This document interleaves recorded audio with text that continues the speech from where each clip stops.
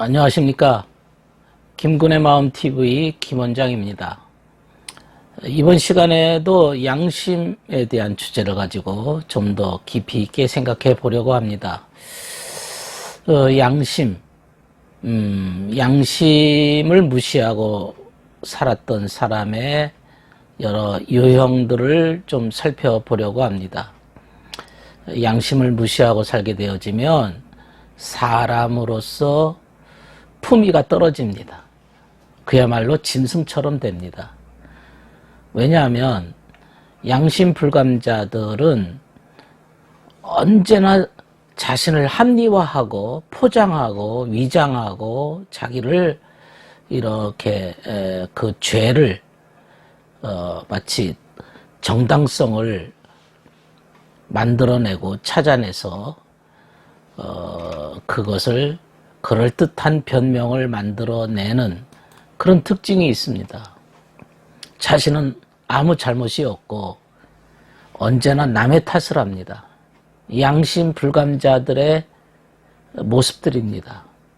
그래서 결국에는 자신의 죄를 반성하지 못하기 때문에 더 큰 죄를 생각해내고 아주 사람이 간악해집니다.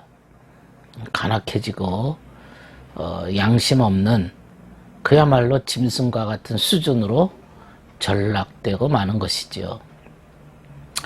성경에 이 인물 중에 하나, 이 헤롯이라고 하는 왕이 있습니다. 헤롯은 2살 이하의 어린아이를 다 죽였던 인물입니다.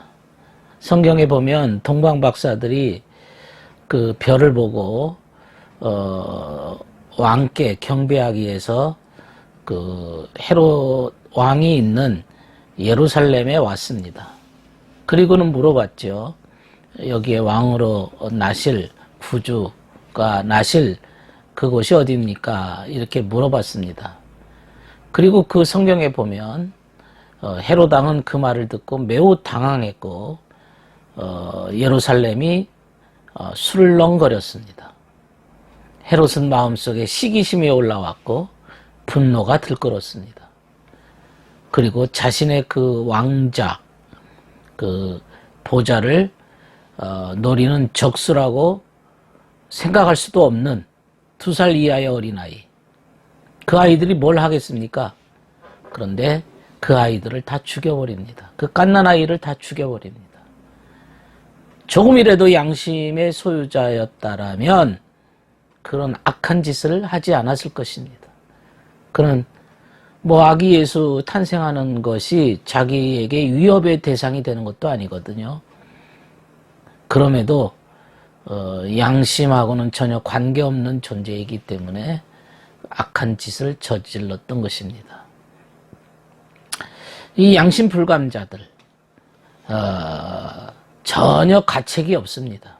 작은 일에도 양심의 가책이 없습니다. 시간이 지나면 지날수록 구덩이는 점점 큰 구덩이로 변하게 됩니다. 우리나라 속담에 바늘도둑이 소도둑된다, 그런 말이 있습니다. 양심의 소리를 거부하고 계속 무시하다 보면 또 은밀하게 죄 짓는데 자기를 변명하고 포장하는데 계속 반복하게 되어지면 결국 양심의 소리는 사라지고 양심 불감은 굳어져서 이제 점점 뻔뻔함에 이르게 됐죠. 아주 뻔뻔해집니다. 죄에 대한 가책이 없기 때문에 그것이 당연히 그래도 된다라고 생각하고 아주 뻔뻔해지는 것이죠. 무서운 일입니다. 이게 귀신 들린 자의 모습입니다. 악마에 사로잡힌 자들의 모습은 먼저 양심을 파괴시켜야 마귀들이 그 한 영혼을 점령하기 쉽지 않겠습니까? 마귀들이 사람을 점령하는 방법 중에 하나가 양심을 짓밟도록 만드는 과정이 필요한 것이죠. 그들은 양심의 소리를 듣지 않으려고 먼저 혹시 자기 마음속에 조금이라도 양심의 가책이 들면 양심 불감자들에게 찾아갑니다. 그리고 양심 불감자들이 얘기해줘요. 괜찮다고. 다 세상이 그런 거라고 하면서 양심 불감자 동료들을 찾아가서 위로를 받는 거죠. 뻔뻔함에 극치에 이르도록 위로를 받는 것이지요. 시편 기자의 말대로 악인의 꾀를 쫓는 자가 되는 거예요. 악인의 꾀를 쫓는다. 꾀라는 말이 영어로 카운슬링입니다. 악인의 카운슬링을 듣는다 그러죠. 자신의 양심의 가책을 누리지 못하게 돼서 누군가가 그것을 보고서 잘못을 지적하게 되어지면 아주 대단히 분노하고 화를 내고 자신이 그래도 된다는 그러한 성경 구절을 찾아서 외웁니다. 자기는 죄사함 받았고 아무 문제 없다고 얘기합니다. 기가 막힌 일이죠.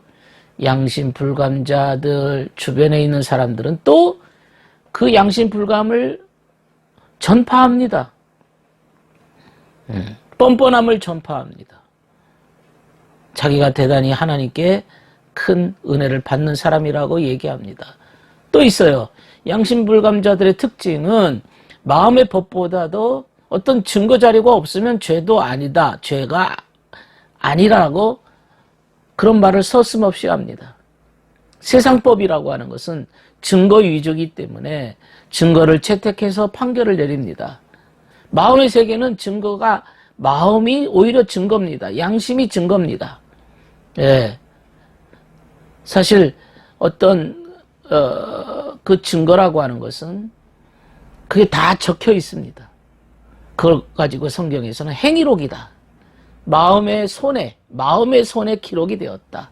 행위록이라고 말하고 있습니다. 그 행위록은 절대 없어지지 않습니다. 오히려 심판날에 행위록이 다 드러날 때가 온다는 거지요. 언젠가 두 손을 높이 벌려서 너의 행위를 다 낱낱이 숨길 것 없이 다 드러낼 때가 올 것입니다. 그날이 심판날이죠. 부부도 마찬가지입니다.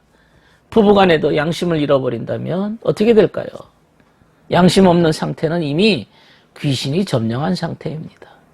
그 부부간도 이미 귀신이 역사하고 있는 거죠. 뻔뻔해지고 자기를 포장하고 변명하고 있는 그런 모습들이 결국에는 귀신이 점령한 상태라고 볼 수가 있는 것이죠. 예, 귀신이 점령하면 천국에 갑니까? 지옥에 갑니까? 당연히 지옥에 가겠지요. 예. 양심은 주님께서 내 마음속에 새겨놓으신 마음의 법입니다. 이 마음의 법, 주님이 내 마음속에 내 마음판에 새겨놓으신 예레미야서에 나온 대로 내 마음의 법을 새겨놓으신 이 법을 무시하게 되어지면 이게 상위법이거든요. 양심은 상위법입니다. 높은 법입니다. 그 무시한 증거 자료가 마음판에 또 새겨집니다. 그 증거가 심판날에 다 드러날 것이고 천국과 지옥으로 갈라지게 될 것입니다. 너 마음의 양심을 무시했잖냐? 그 왜 주님의 음성을 무시했냐? 왜 양심을 짓밟았냐? 라고 하는 그 증거 자료가 남는 거죠. 결국에 천국이라고 하는 것, 지옥이라고 하는 것은 양심이 큰 몫을 하는 겁니다. 천국은 양심이 있는 자들의 모임이요, 지옥은 양심 없는 자들이 가는 곳이다. 내가 어떤 분한테 그렇게 물어봤어요. 천국에는 양심 있는 자들이 있습니까? 양심 없는 자들이 있습니까? 그랬더니 당연히 양심 있는 자들이 있죠. 지옥에는 양심 있는 자들이 가는 곳입니까? 양심 없는 자들이 가는 곳입니까? 당연히 양심 없는 자가 가겠죠. 당신이 양심을 두고서 얘기해 보세요. 라고 내가 어떤 분에게 물어본 적이 있습니다. 네. 양심 가진 자, 양심 불감자, 이것은 결국에는 선과 악의 차이점이다. 그렇게 말할 수 있습니다. 선과 악의 싸움입니다. 천사는 양심을 세울 것이고 악마는 양심을 파괴할 것입니다. 어떤 잘못을 할지라도 양심 없이, 양심의 소리 없이, 양심의 고통 없이, 자책감 없이, 양심의 가책 없이 살도록 만들고자 하는 것이 악마의 목표입니다. 악마의 목표는 죄를 지어도 양심 없이 살 수 있도록 어떻게 하든지 방법을 찾아냅니다.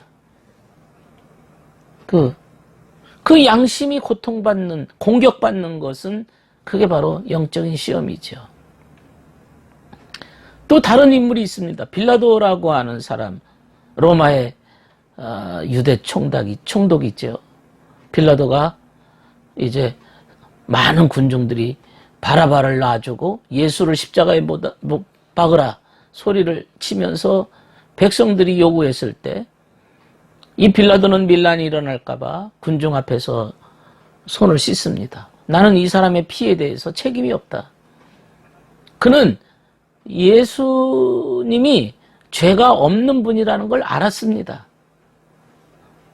그렇지만 손을 씻으면서 책임이 없다고 행동을 한 이것, 그러면서도 예수님을 그들에게 내어준 것은 양심에 위배된 행동입니다. 손을 씻었지만 양심의 법에 위배했습니다. 손 씻는다는 것은 마음의 세계에서 결백이거든요.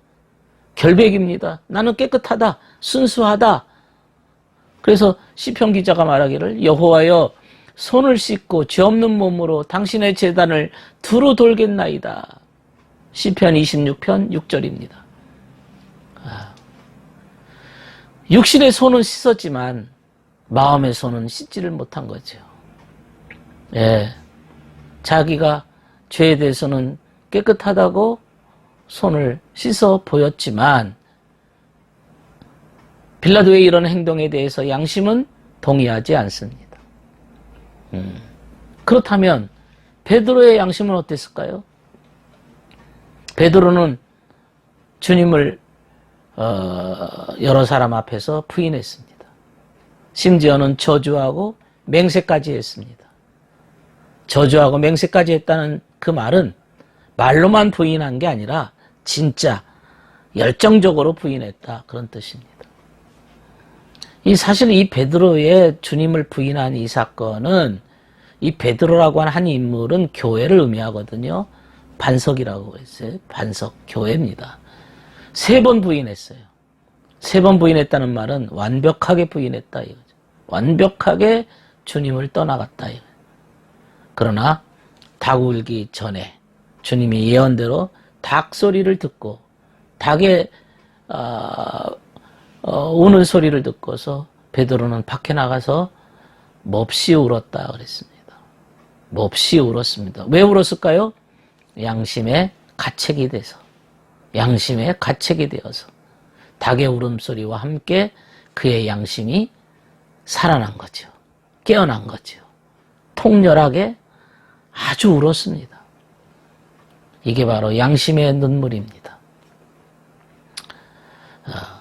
반면에 가룟 유다의 양심은 어땠을까요? 베드로는 양심에서 깨어나서 새 사람이 되었지만 가룟 유다의 뉘우침은 자살을 했습니다. 영적인 의미에서 유다라고 하는 것은 유대교회를 대표하죠. 베드로는 기독교회를 대표합니다. 유다는 뉘우치기는 했습니다. 그가 말하기를 내가 죄 없는 자의 피를 흘리게 했으니 내가 죄인이라고 이렇게 말을 했어요. 그것은 양심의 소리가 아니었습니다. 양심의 소리였으면 베드로처럼 깨어났을 터인데 그 말은 스스로 자신을 정죄한 소리입니다. 그는 그 제사장과 백성의 원로들한테 가서 돈을 반환하겠다. 그래서 예수를 풀어달라고 얘기까지 했습니다. 그게 승낙되지 않으니까 은전을